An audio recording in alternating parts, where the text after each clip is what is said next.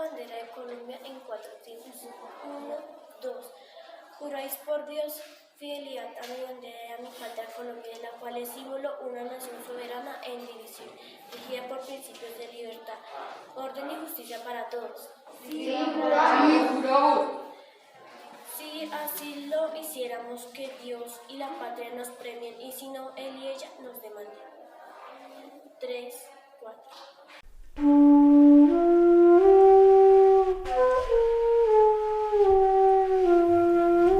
¿Conoces la historia de Bogotá? Bueno, te contaré un cuento.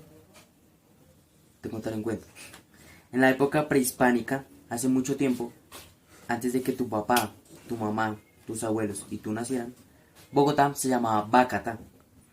Bacatá significa campo de labranza, campo para sembrar, y era el nombre que le habían dado a este lugar los muiscas y los chibchas, pueblos indígenas que aquí nacieron. Los muiscas no vivían como vivimos ahora.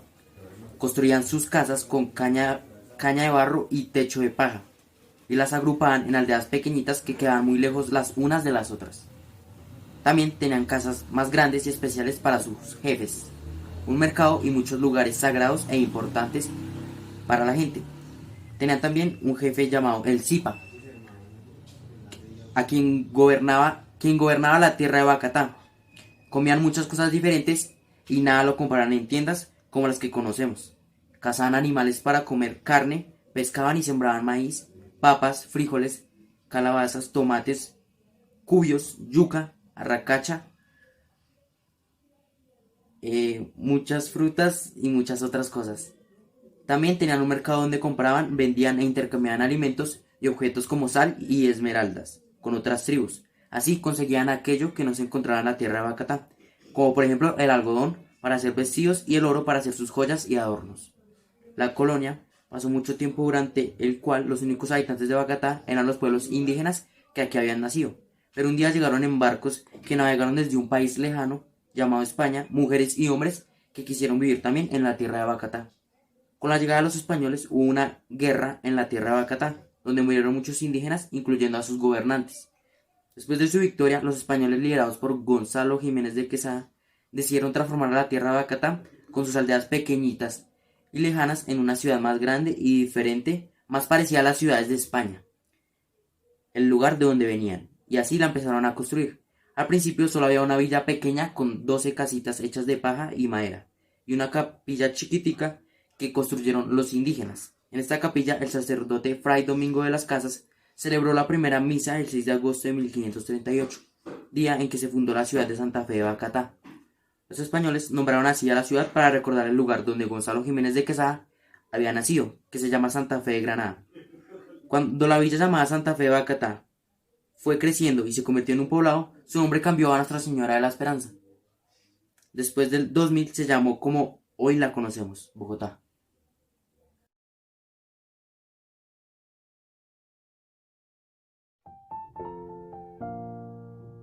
Datos curiosos sobre la fundación de Bogotá. A Bogotá se le llamaba Bacatá.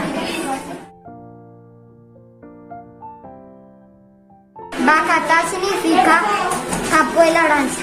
El nombre se lo dieron los chichas y los muiscas.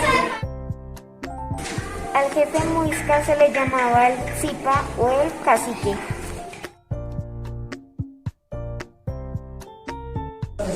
La primera capilla tenía 12 casitas de paja y madera y una capilla.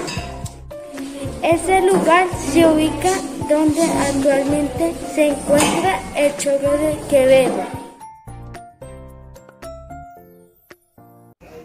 Good night, teacher. Mi nombre es Inés Sofía Osorio Garzón. Jornada tarde. 102.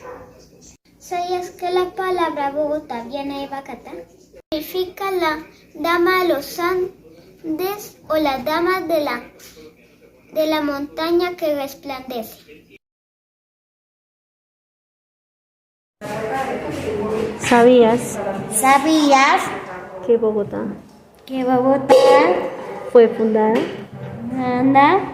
tres veces. Una de ellas 6 de agosto de 1538.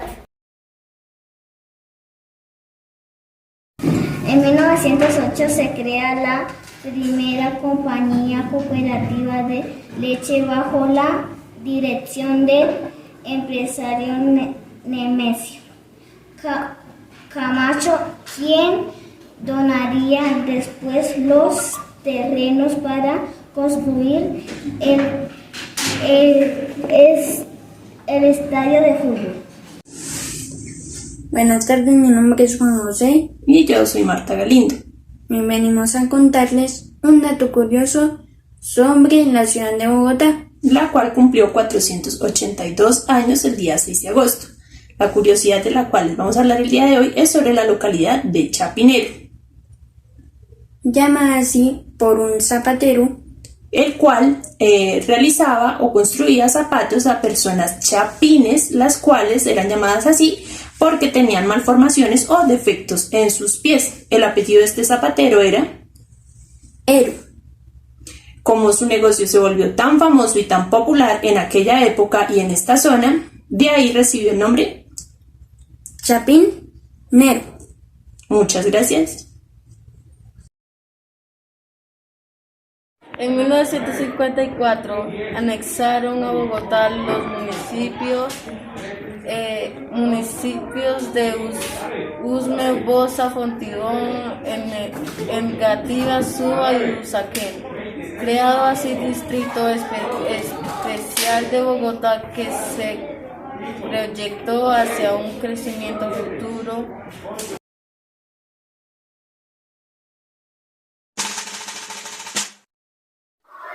Buenos días, don Francisco. Muy buenos días. Gracias por participar de esta entrevista. ¿Cuál es su nombre completo y fecha de nacimiento? Mi nombre es Francisco de Paula Santander Omaña. Nací en Villa del Rosario el 2 de abril de 1792. ¿Qué profesión tuviste? Fui militar y político colombiano. Cuéntanos sobre tu lucha en la independencia. Organicé y entrené al ejército patriota con el cual luché junto a Simón Bolívar y otros compatriotas. ¿Qué más nos puedes contar? Participé en la guerra que se liberó contra el ejército realista en 1803. Fui organizador de la campaña de resistencia contra la reconquista española. Intervine en batallas concluyentes del Pantano de Vargas y de Boyacá. Después de este acontecimiento, ¿a qué te dedicaste? Fui vicepresidente de la República de Colombia en 1819 hasta 1827 y primer presidente de la Nueva Granada en 1832 hasta 1837. Construí el primer sistema de educación pública de Colombia. ¿Cómo te conocerá la historia? Seré célebre como el hombre de las leyes y el organizador de la victoria. Muchas gracias por su atención. A ustedes y sigan estudiando y aprendiendo mucho. Buenos días, Ilustre Libertador. Para nosotros los niños de Usminia es un placer poder conocer un poco más sobre su vida. Gracias a ustedes por el reconocimiento que tienen sobre mí por la lucha del pueblo. ¿Podría decirnos, por favor, sus nombres completos, fecha de nacimiento? Mi nombre es un poco largo. José Antonio de la Santísima Trinidad Bolívar y Palacios. Nací el 24 de junio de 1783 en Caracas, Venezuela. ¿Cómo se llamaron tus padres? ¿Tenía hermanos? ¿Cómo se llamaban? Mi padre Juan Vicente Bolívar y Ponte, mi madre María Concepción Palacios Blanco. Tenía 3 hermanos. El primero se llamaba María Antonia, la segunda Juana y el tercero Juan Vicente. Cuando era niño, ¿qué quería hacer? Siempre mostré gran interés por el ejercicio de las armas. Así fue como ingresé al batallón a los 14 años. ¿Siempre estuvo en el mismo batallón? No, yo viajé a Madrid, España, a continuar con mi educación en esta especialidad. Allí, en Europa, fue donde conocí las ideas revolucionarias que dieron lugar a la Revolución Francesa y a la independencia de Estados Unidos. Cuéntanos algo más de lo que pasó en ese tiempo de juventud en Europa. Conocí a María Teresa del Toro, con quien me casé siendo muy joven. ¿Cuál era su objetivo de vida? Mi objetivo era libertar a las naciones americanas del dominio español. ¿Cómo iniciaron estos caminos de libertad naciones? Involucré a todas las clases sociales en mis planes militares. Con su apoyo y el manejo político logramos conformar un ejército entrenado y organizado por Francisco de Paula Santander. Cuéntanos sobre la travesía sobre lo que hoy es Colombia. Hacia 1819 decidí marchar hacia Santa Fe de Bogotá. Me tocó atravesar la cordillera oriental de los Andes por el páramo de Pisba. Hubo combate en el pantano de Vargas y luego el 7 de agosto en el puente Boyacá. Esta batalla significó el fin del dominio español. Muy buenos días, estimado señor Antonio. Gracias por brindarnos esta corta pero muy interesante entrevista. Gracias a ustedes, Colegio Usmiña, por tenerme presente en este grandioso evento. Damos inicio pidiéndole el favor de decirnos cuál es su nombre completo y su fecha de nacimiento. Mi nombre completo es Antonio Amado José de Nariño y Álvarez del Casal. Nací el 9 de abril de 1765 en Santa Fe de Bogotá. Cuéntenos por favor sobre su familia. Mi padre era un español, don Vicente de Nariño, y mi madre santafereña Catalina Álvarez del Casal. Era una familia muy importante del virreinato, por eso estuve luchando al lado de las tropas españolas a mis 16 años de edad. Pero recapacité y pasé al ejército de los patriotas por la lucha de sus derechos. ¿Qué cargos desempeñaste en Santa Fe? Fui alcalde y tesorero de diezmos. ¿Por qué estuviste preso en 1794? Porque traduje la Declaración de los Derechos del Hombre y Ciudadano del francés. Entonces fui condenado a 10 años y fui enviado a la prisión de Boca Chica en Cartagena. Perdí mis bienes, fui desterrado y enfermé. Cuéntanos qué hiciste cuando saliste de la prisión. Pues eso fue después del 20 de julio de 1810, el grito de independencia. Fundé un periódico político, La Bagatela, y también fui elegido presidente de Cundinamarca. ¡Qué interesante! Síguenos contando. Ya teniendo el cargo general, inicié campaña militar contra los españoles y realistas en el sur, intentando liberar a Pasto y Quito. Me tomaron prisionero nuevamente en Cádiz, vía Quito. ¿Cuánto tiempo duraste ahí? Estuve hasta 1820. Durante este tiempo escribí muchos artículos importantísimos que no eran muy bien recibidos en España. ¿Cómo te debe recordar la historia? Como el precursor que preparó la idea de emancipación y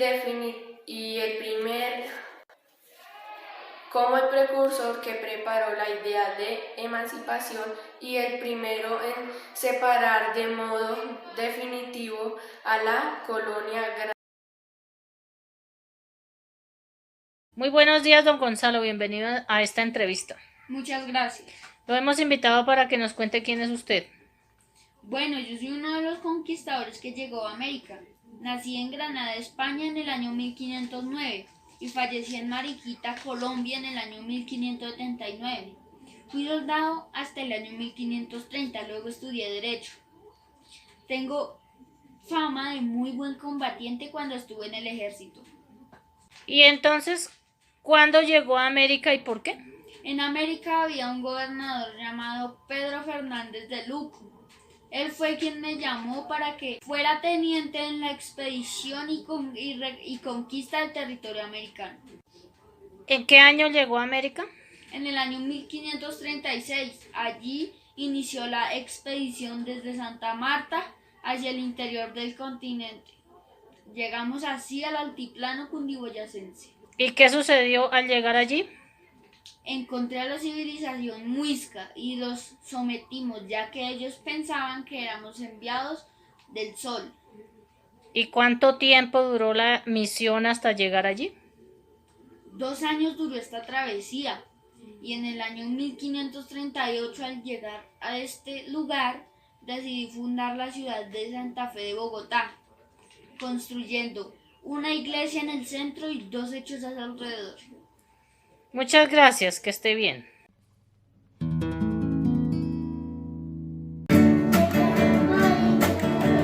Hoy vengo con mi niño de jardín y transición a cantar una coplita que solo me sé yo. Ay, Valentino, dale.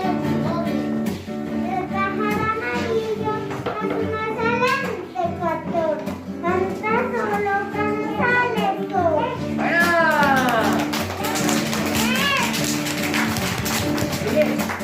Oye. Un pajarito amarillo me dijo al oído: Pío, pío, pío, tengo mucho frío. ¡Bravo!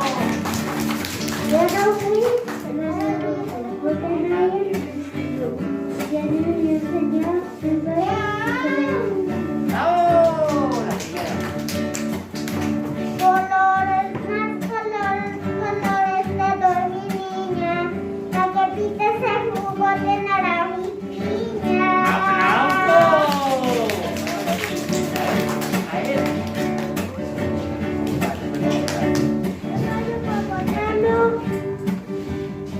Yo soy un bogotano y yo digo que se pienso. Amo mi ciudad, te lo digo en contacto.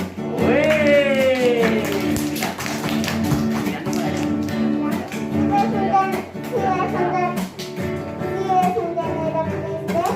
O fue que le contamos, que el Javi se lo murió, o le prendieron su honor.